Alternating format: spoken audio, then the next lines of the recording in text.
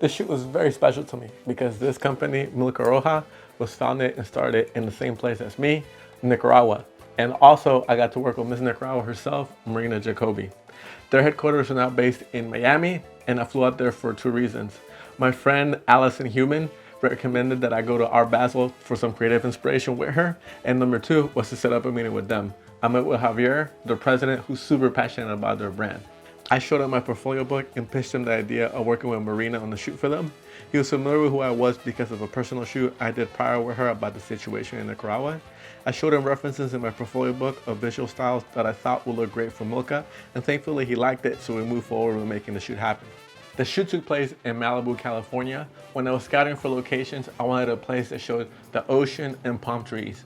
I wanted a feeling of getting away, relaxing, and being refreshed. As one of our models says, the streets of Milca. When I arrive at a location, one of the first things I do is walk around with my light meter and check the ambient readings, as conditions in the scouting day could differ greatly from the actual shoot day. This allows me to figure out how much gear I need to take out before I set anything up.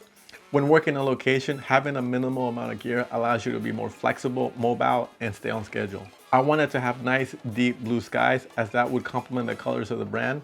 It was a clear day and the sky was reading F22, so I knew I would have to use a lot of light to make the colors pop. Sasha was assisting me that day, so she helped me set everything up. When Marina arrived, we already knew everything we would need to set up. I spoke to Marina before the shoot, so she already had a rundown of what we had planned. One of the things I always like to do with my talent is go over what we plan and kind of do a rehearsal and walkthrough without any gear or lights. This lets me have zero barrier with them, and I could talk with them one-on-one, explain the shots, or listen to any ideas they may have without the pressures of having the lights and cameras and everybody staring at them. Once we start shooting, they already have a clear idea of how the day will unfold, and it helps everything go smoother. I did this with Marina as soon as she arrived and before she changed wardrobe, so she could keep on all her layers and jacket for as long as possible, because it was pretty windy that day and I knew she would have to endure being cold once we started shooting. Once we're all done with the walkthrough, the lights come out. Since I knew I needed to push F22, I used 2 B1s, and to keep setup minimal, I used 1 C-stand with a triple header to mount them both on the same stand. Then I made adjustments, dialed in my exposure, and started shooting.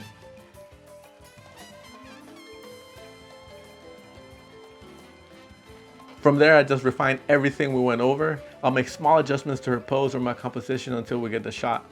There's always some small adjustments you can make once you see the final frame and the lighting. If possible, I like to try out a variation of heights or perspective, but traveling with Apple boxes and small stepping tools isn't always ideal. As I mentioned before, when working on location, keeping gear to a minimal is usually best, especially with a small crew. And that's one of the reasons why I love my camera bag. It's sturdy and strong enough to hold my weight and can double as an Apple box because I can stand on it. This was my favorite shot because it had everything I wanted to show: the ocean, the blue skies, the palm trees, and of course, Marina enjoying a Milca. The final photo was a detailed shot of a Milca can being handed over with the sun in the background. Since Milca is from Nicaragua, I hand modeled wearing my ring that's the Nicaraguan flag emblem. The final thing we had to do was produce a motion asset, which was a vertical video. That meant we had to change lighting, framing, and camera.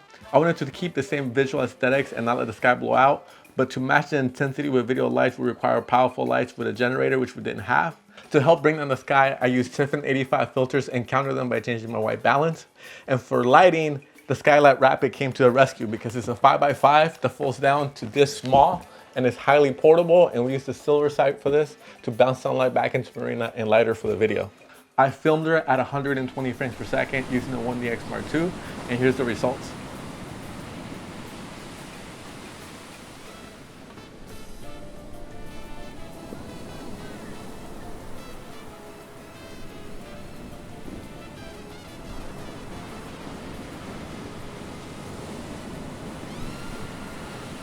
And that concluded our shoot.